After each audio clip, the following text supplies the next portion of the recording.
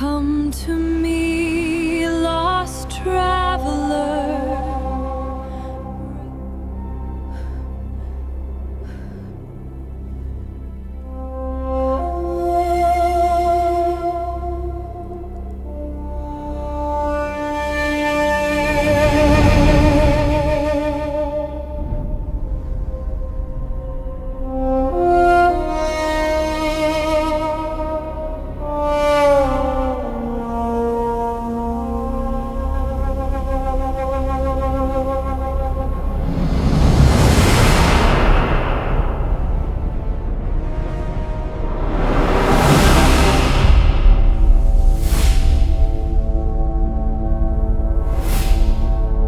There is a record in your Bible that the modern church has stopped reading. It is in Genesis chapter 6. It says that the sons of God came down and took human wives, and those wives gave birth to giants. You have heard about the giants. You have heard about Goliath. But what your pastor has probably never told you, what the Academy has spent 2,000 years trying to bury, is that the fallen angels did not only have sons, they had daughters. And the daughters were stranger, more dangerous, and more terrifying than the male giants the modern world remembers. The Bible almost erased them. The Book of Enoch did not. And what that ancient book preserves about the Watcher's daughters, what they could do, what they became, and where their spirits went when the flood came, is the single most chilling biblical truth your grandfather's Bible always knew was real, and the modern church has forgotten how to teach. This is the story of the female Nephilim. Stay with me until the end. You will never read Genesis chapter 6 the same way again. Open your Bible to Genesis chapter 6. Read the first 4 verses carefully, slower than you ever have. And it came to pass, when men began to multiply on the face of the earth, and daughters were born unto them, that the sons of God saw the daughters of men that they were fair, and they took them wives of all which they chose. And there were giants in the earth in those days. And also after that, when the sons of God came in unto the daughters of men, and they bare children to them. 4 verses. That is all the Bible gives you. 4 verses to describe the most catastrophic event in human history before the flood. 4 verses to describe a moment when the cosmic boundary between the heavenly realm and the earthly realm was deliberately, violently broken, and the world that came after was so corrupted that God himself decided it had to be drowned. Why is the record so short? Why does the catastrophe that triggers the flood get only 4 verses in the entire Torah? The answer is not what most modern pastors will tell you. The answer is that the Hebrew priests who compiled the Torah after the Babylonian exile deliberately compressed this passage. They left just enough to confirm the event had happened, but they did not give the full account. Because the full account terrified them.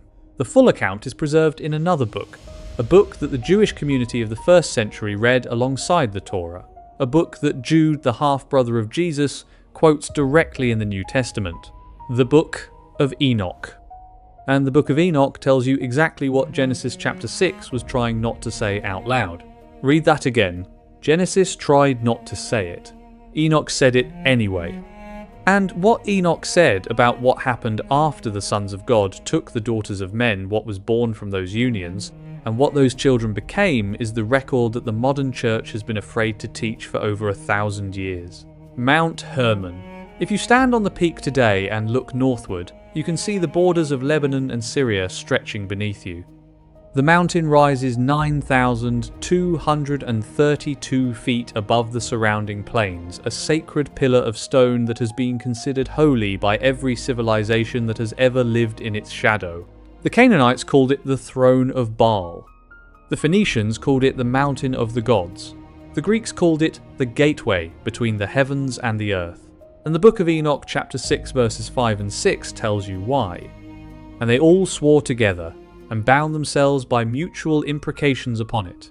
And they were 200 who descended in the days of Jared, on the summit of Mount Hermon. 200. That is the number the Book of Enoch preserves.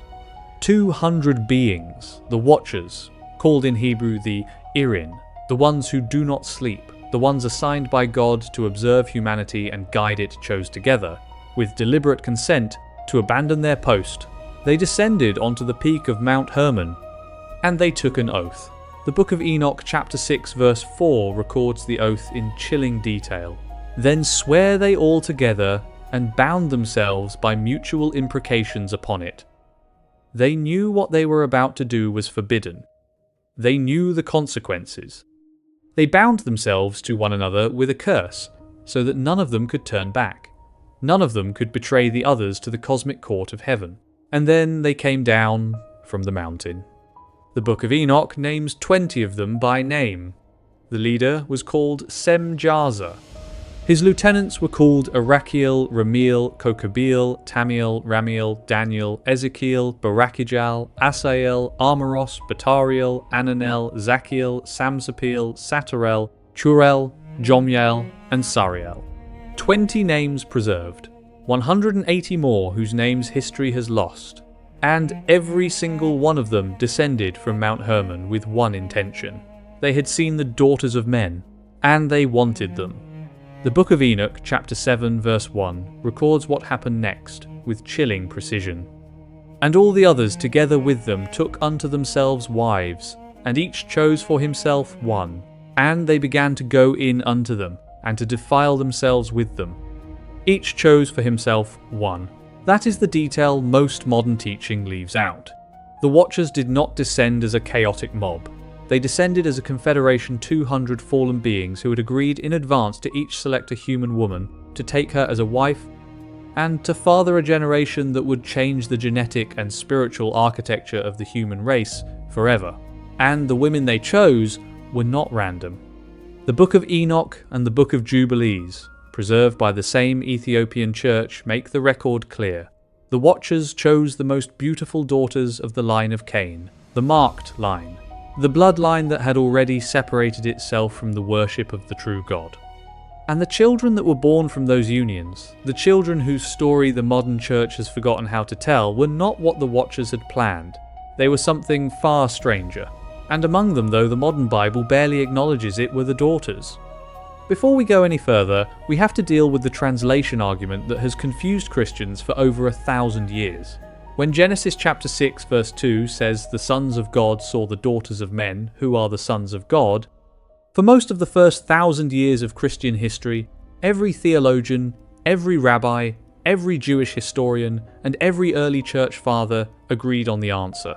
The sons of God were angelic beings. The Hebrew phrase is Bnei Ha Elohim, literally, sons of the gods. And in every other place this phrase appears in the Old Testament, without exception, it refers to angelic beings in the cosmic court of God. In Job chapter 1 verse 6, the Bnei Ha Elohim present themselves before the throne of God, and Satan comes among them. In Job chapter 38 verse 7, the Bnei Ha Elohim shout for joy at the foundation of the earth before any human being existed. In Psalm 29 verse 1 and Psalm 89 verse 6, the Bnei Ha Elohim are described as heavenly beings in the divine assembly. Every single use of this phrase in the Hebrew Bible refers to supernatural beings. Except, according to one modern theological theory, Genesis chapter 6, that modern theory, called the Sethite theory, was invented in the 5th century by certain church fathers who were uncomfortable with the supernatural implications of the angelic reading. They proposed that the sons of God were simply the descendants of Seth, the righteous human line, and the daughters of men were simply the descendants of Cain, the unrighteous human line. The intermarriage between these two human lines, they argued, was what corrupted the pre-flood world. It is a tidy theory. It is also wrong. And here is the reason it cannot be true. If the sons of God were simply human Sethites, and the daughters of men were simply human Cainites, then their children would have been human. Just human children, half Sethite, half Cainite, genetically and spiritually ordinary. But Genesis chapter 6 verse 4, the very next verse, tells you exactly what the children were. There were giants in the earth in those days. When the sons of God came in unto the daughters of men, and they bare children to them, the same became mighty men which were of old, men of renown. The Hebrew word for giants in this verse is Nephilim. It comes from the root word naphal, which means to fall. The Nephilim were the fallen ones, or more precisely, the offspring of the ones who fell. If the parents had been ordinary humans, the children would not have been giants. They would not have been called the fallen ones. They would not have been so distinct that the Hebrew text required an entirely new word to describe them. But because the fathers were supernatural beings, watchers, the children were hybrids. Half supernatural, half human. Beings whose very existence violated the cosmic order God had established at creation. And here is the part that the modern church has been silent about for centuries. Genesis chapter 6, verse 4 uses one Hebrew word for the offspring yelled, meaning children. It is gender neutral. It is plural. It does not specify sons. When the Hebrew text wants to say sons specifically, it uses the word banim. When it wants to say daughters specifically, it uses the word banot. Genesis 6-4 uses neither. It uses yelled children, both. The watchers fathered sons. The watchers fathered daughters. And the Book of Enoch confirms it. The Book of Enoch chapter 7 verses 2-6 contains one of the most chilling passages in any ancient text. It describes what was born from the unions between the watchers and the daughters of men. And they became pregnant, and they bare great giants, whose height was 3,000 ells, who consumed all the acquisitions of men. And when men could no longer sustain them, the giants turned against them and devoured mankind. And they began to sin against birds, and beasts, and reptiles, and fish, and to devour one another's flesh, and drink the blood. Stop and read that passage again. The record is telling you something the modern church will never preach on a Sunday morning. The Nephilim were not the noble warriors of mythological imagination. They were not heroic giants. They were not misunderstood demigods. They were predators. The Book of Enoch records that they grew so massive 3,000 ells, which in the ancient measurement system would put their height at hundreds of feet, that the food supply of the entire pre-flood human civilization could not sustain them. And so they began to eat the humans. They began to eat each other. They began to drink blood. The catastrophe that triggered the flood was not simply moral corruption. It was an ecological collapse. The hybrid offspring of the Watchers were consuming the order itself, devouring not only humans but birds, beasts, reptiles, and fish, polluting the bloodstream of the entire planet with their hybrid genetics and their unnatural appetites. But here is the detail the Book of Enoch slips in just 2 chapters later, a detail that almost every modern teacher misses. The Book of Enoch, chapter 15, verses 4-7, records the cosmic verdict pronounced by God over the Watchers and their offspring. And in that verdict, the cosmic court does not speak of sons. The cosmic court speaks of offspring, plural, both sexes. Listen to the language. And the women also of the angels who went astray shall become sirens. Sirens. That is the Greek word the Ethiopian translators preserved when they rendered the verdict into the language the early Christian world could read. Sirens, the beings of beauty and seduction, the beings whose voices could lure men to their deaths, the beings whose existence haunted every ancient civilization from Greece to Sumer to Egypt to the Canaanite coastal cities. The cosmic court is telling you something specific. The female Nephilim, the daughters of the Watchers, did not become giant warriors. They became something else. They became sirens. And the verdict pronounced over them was different from the verdict pronounced over their brothers. The male Nephilim would be drowned in the flood. Their bodies would be destroyed. Their violence would be ended. But the daughters? The Book of Enoch, chapter 19, verses 1 and 2, preserves a vision given to the prophet about the fate of the daughters. And what the cosmic court reveals about them is more chilling than anything the Bible itself preserves. And the women of the angels who led astray and seduced the holy ones, they shall be turned into sirens. The daughters were not simply destroyed. The daughters were transformed. This is the moment we recover what the modern church has forgotten. Picture the pre-flood world. The cities were larger than anything the modern world has matched until the last 2 centuries. Archaeological records from Sumeria and ancient Mesopotamia preserve the memory of pre-flood cities so vast that the post-flood civilizations could not comprehend them. The Sumerian king list records that certain kings reigned for tens of thousands of years before the flood, a record so strange that modern academics dismiss it, but a record that aligns precisely with the Book of Enoch's account of hybrid civilizations. In those cities walked the children of the Watchers. The sons of the Watchers were impossible to miss. They were giants. They towered over ordinary men. They led armies. They built cyclopean stone monuments, massive structures whose origins archaeologists still cannot explain using their inherited strength. The daughters of the Watchers were different. The Book of Jubilees chapter 5 verses 1 and 2 preserves a fragment of detail about them. They were beautiful beyond the daughters of men. Their skin carried a faint luminescence that ordinary human skin did not have. Their eyes held a depth, a cold awareness that no human eye could replicate. Their voices, when they sang, could be heard across an entire pre-flood city, and men who heard them would walk for days, abandoning their homes and families to find the singer. The daughters of the Watchers were not warriors. They were enchanters. They carried in their genetic makeup the spiritual authority of their fallen fathers, but where the male Nephilim used that authority through brute force, the female Nephilim used it through seduction. And the effect on the pre-flood civilization was catastrophic. Read this passage carefully. Book of Enoch, chapter 8, verses 1 through 3, records what the Watchers taught their human wives, and what those wives in turn taught their daughters. And Azazel taught men to make swords and knives and shields and breastplates, and he showed them the metals of the earth and the art of working them, and bracelets and ornaments, and the use of antimony, and the beautifying of the eyelids, and all kinds of costly stones. And there arose much godlessness, and they committed fornication, and they were led astray, and became corrupt in all their ways. The record names the female arts specifically: cosmetics, the beautifying of the eyelids, the wearing of costly stones, the art of seduction. The Watchers taught their human wives how to enhance human beauty into supernatural temptation. And the daughters born already with Watcher blood in their veins inherited those arts and amplified them with cosmic power.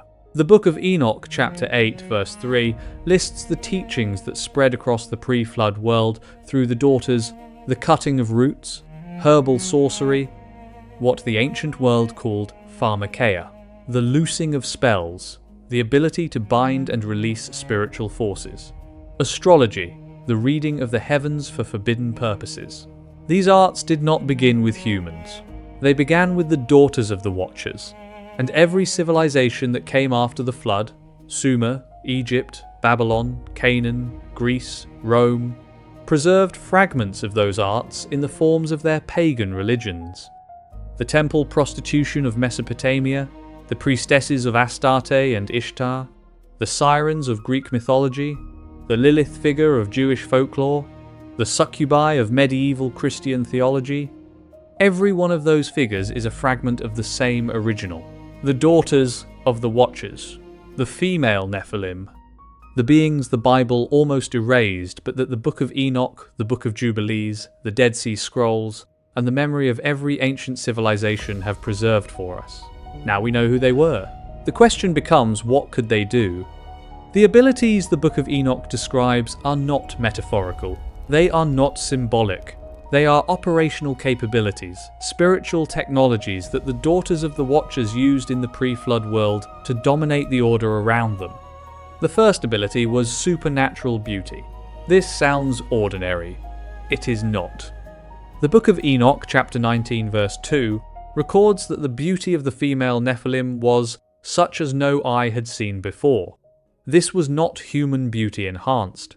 This was supernatural beauty, beauty that carried within it a frequency, a resonance, that the human soul was not designed to encounter.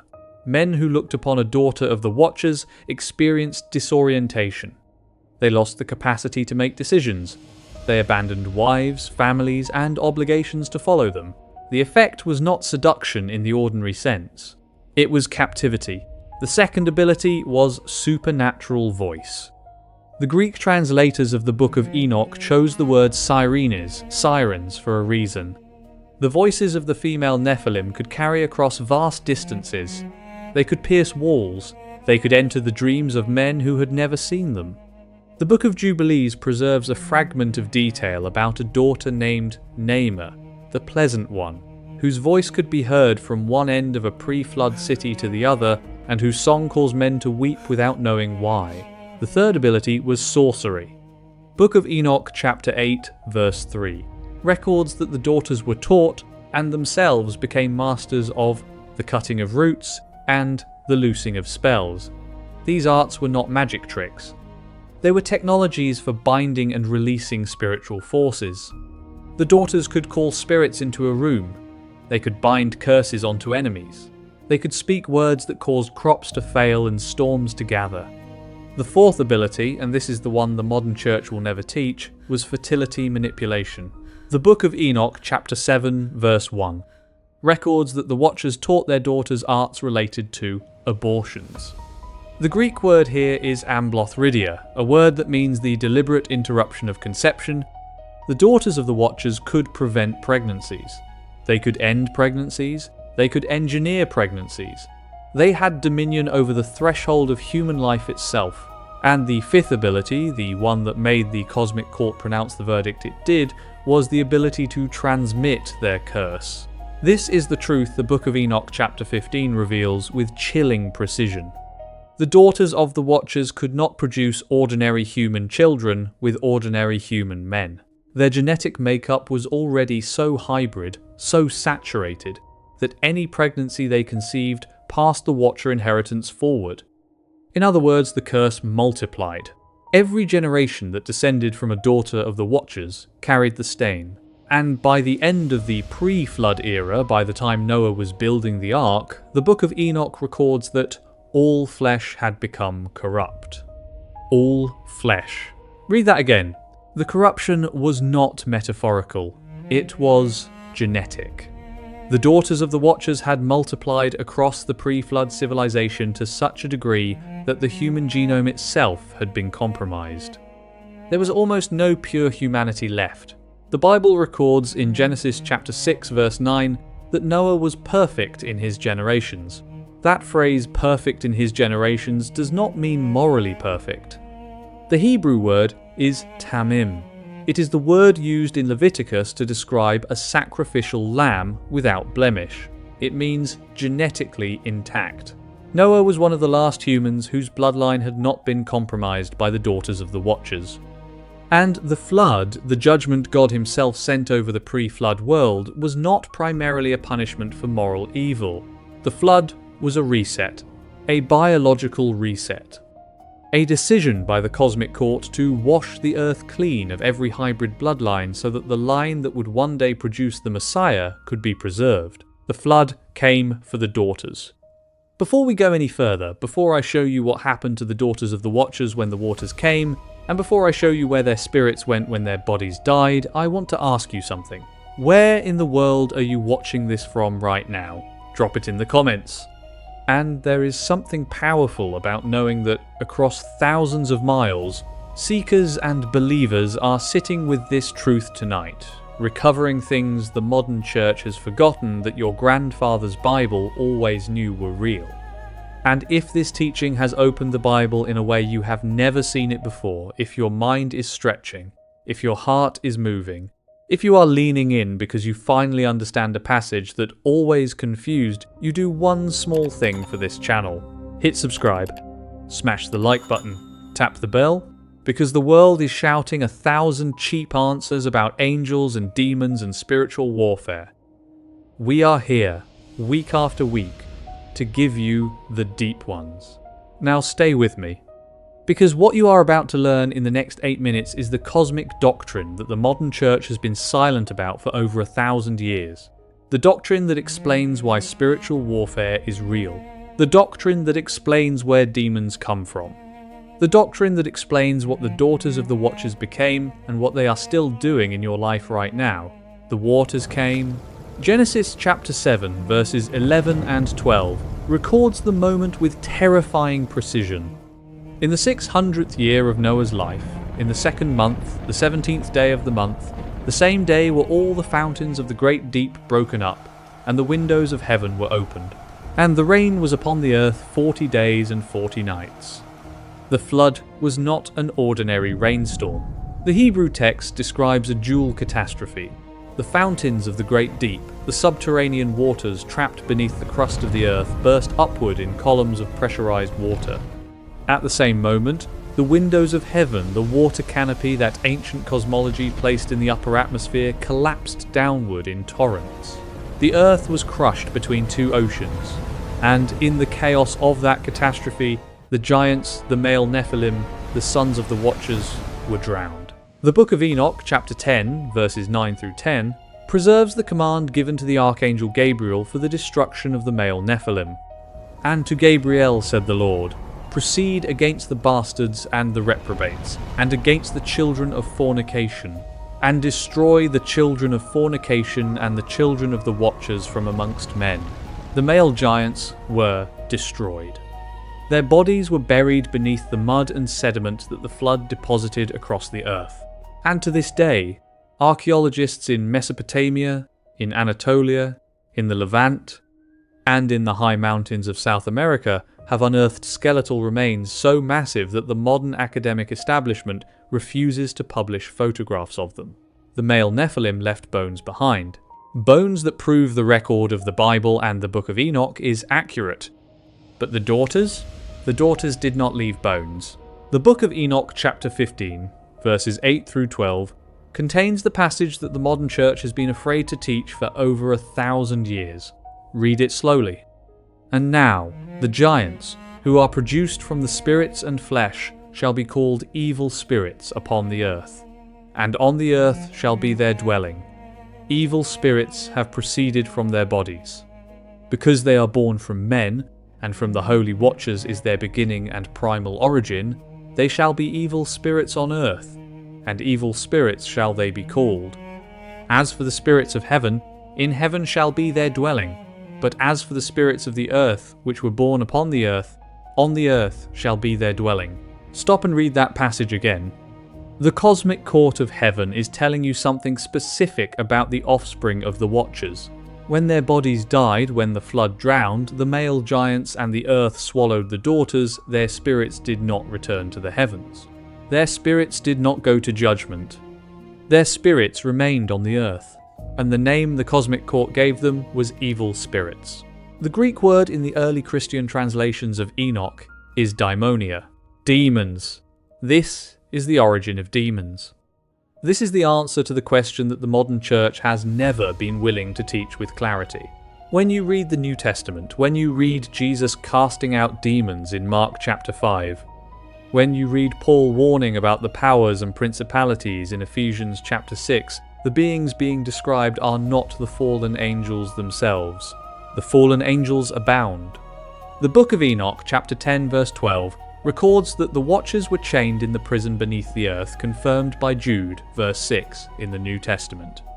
"And the angels which kept not their first estate, but left their own habitation, he hath reserved in everlasting chains under darkness, unto the judgment of the great day."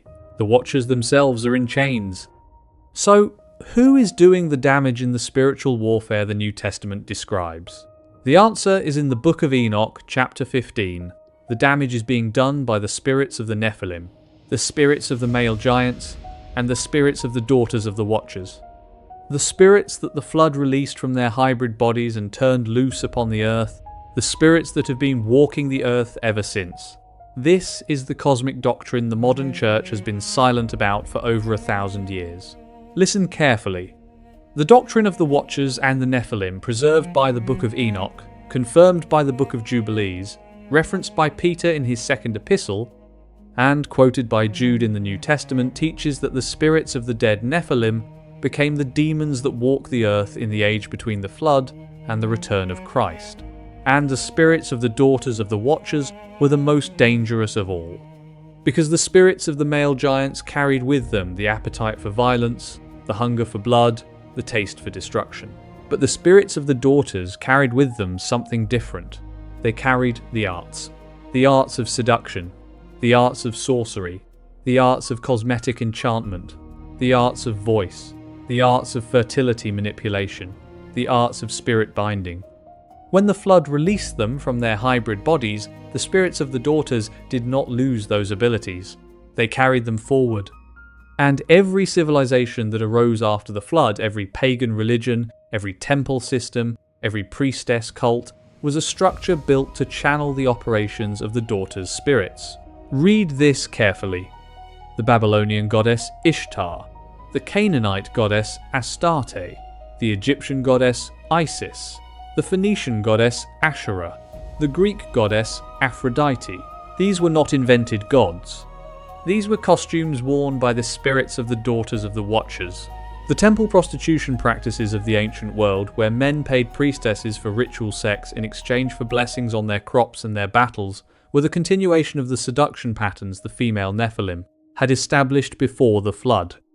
The sorcery practices preserved in the Egyptian Book of the Dead, in the Sumerian incantation tablets, in the Greek magical papyri, and in the mystery cults of Rome, these were the continuations of the arts. The Book of Enoch chapter 8 records the daughters mastering before the flood. The cosmic court of heaven released the flood to destroy the hybrid bodies of the Nephilim, but the spirits remained, and they have been operating ever since. And here is the detail. The Book of Enoch chapter 15 verse 11 records that should make every believer pause.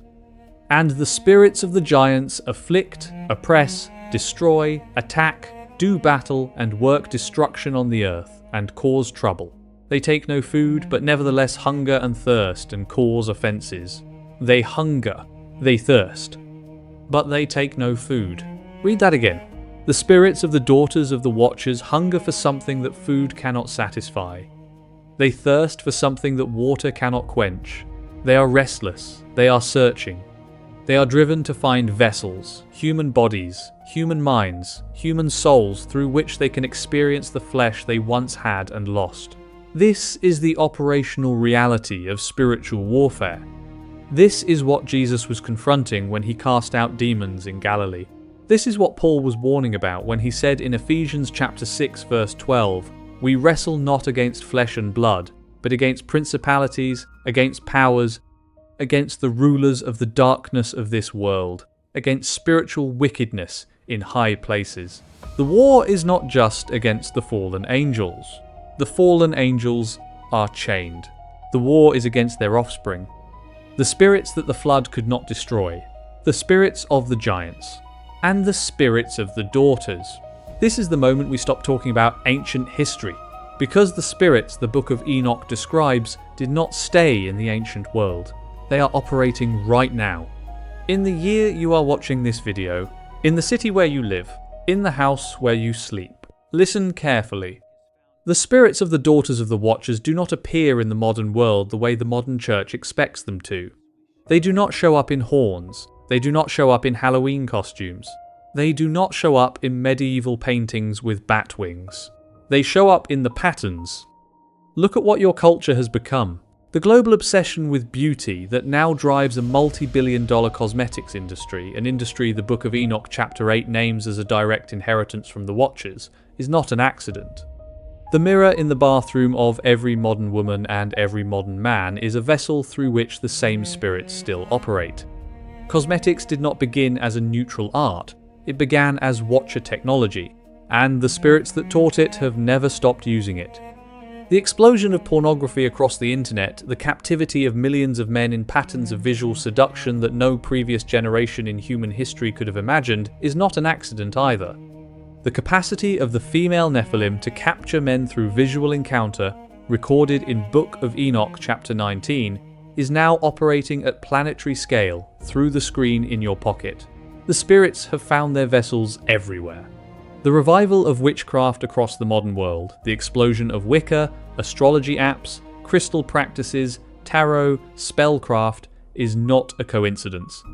The Book of Enoch chapter 8 verse 3 records that the daughters of the Watchers mastered the cutting of roots and the loosing of spells. Those arts have returned.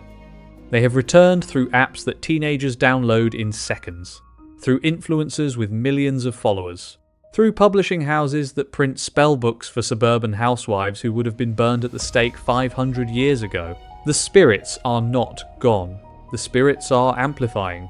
And every believer who is honest with themselves, every Christian who has wondered why the spiritual atmosphere of the modern world feels heavier, darker, more confused than it did even a decade ago, is feeling the operation of the spirits the Book of Enoch warned about 3,000 years ago.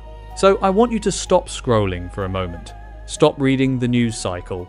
Stop watching the political theatre. I need to ask you something the modern pulpit has been afraid to ask. Whose voice are you listening to that does not belong in your head? Whose image are you carrying that you cannot stop returning to? Whose door did you open that you do not remember unlocking? Be honest with yourself. The spirits the Book of Enoch describes do not knock at the door. They enter through the invitations we forget we issued. A curiosity, a late-night search, a relationship we knew was wrong but felt magnetic, an image we could not stop looking at, a song we played on repeat without knowing why. The spirits found a doorway. And the modern church has been silent for so long about the reality of spiritual warfare that most believers do not even know how to close the doors they have opened. But there is a name that closes every door. There is an authority that breaks every curse. There is a blood that washes every stain, and his name is Jesus. Here is the beauty of the story we have been tracing for the last 30 minutes. When Jesus came, when the Word became flesh and dwelt among us, he did not come as a philosopher. He did not come as a moral teacher. He did not come as a political reformer. He came as an exorcist. Read the Gospel of Mark. The first public act of Jesus' ministry was the casting out of an evil spirit in the synagogue at Capernaum. The spirit cried out, "What have we to do with thee, Jesus of Nazareth? Art thou come to destroy us?" And Jesus silenced it and cast it out. The spirit knew who Jesus was. The spirit knew what Jesus had come to do, because the spirit was one of them. One of the spirits the Book of Enoch describes, one of the offspring of the Watchers, one of the beings released by the flood, one of the spirits that had been operating in the earth for thousands of years. And Jesus ended its operation with a single word. This is the authority you have access to. If you are watching this right now, and you have been carrying weight that does not feel like yours, fears, addictions, patterns of seduction or anger or confusion that you cannot explain, the name of Jesus Christ is the verdict that closes every case. You do not have to live under spiritual oppression anymore. You can come home. The blood of Jesus is not in short supply. It never was. There is enough for every door you opened. There is enough for every voice you let in. There is enough for every spirit that has been hunting you since before you were born. So drop a comment below. Tell us what city, what state, what province you were watching from. Tell us if this teaching opened your eyes to something you had never seen before, about the Bible, about spiritual warfare, about the spirits that have been operating in the atmosphere your whole life. We read every single one. If this teaching helped you share it with someone who has ever asked, why does the modern world feel so heavy? Why is darkness multiplying? And what does any of it have to do with the Bible? The answer is in these 30 minutes. Hit subscribe, smash the like button, tap the bell, because next week we go even deeper. There are mysteries inside this book that the modern church has forgotten, that the academy has tried to bury, and that your grandfather's Bible always knew were true. I will see you next time. Until then, close the doors you have opened. Walk in the name of Jesus. And remember this: the daughters of the Watchers had 3,000 years to seduce the human race. Jesus had 3 days in the tomb, and he won.